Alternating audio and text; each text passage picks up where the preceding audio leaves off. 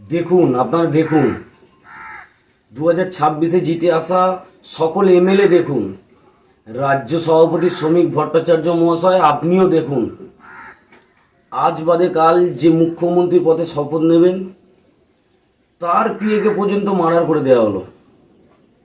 তাহলে আমাদের মতো সাধারণ কর্মীদের সিকিউরিটি কে নেবে?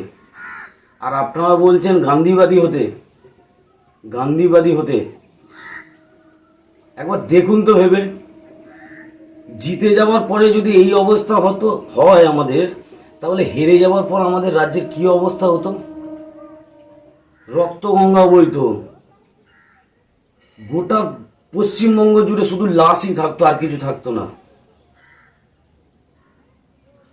আপনারা যদি এর সঠিক সমাধান না করেন, আগামী দিনে আমরাই নিজেরাই এর প্রতিবাদ গড়ে তুলব।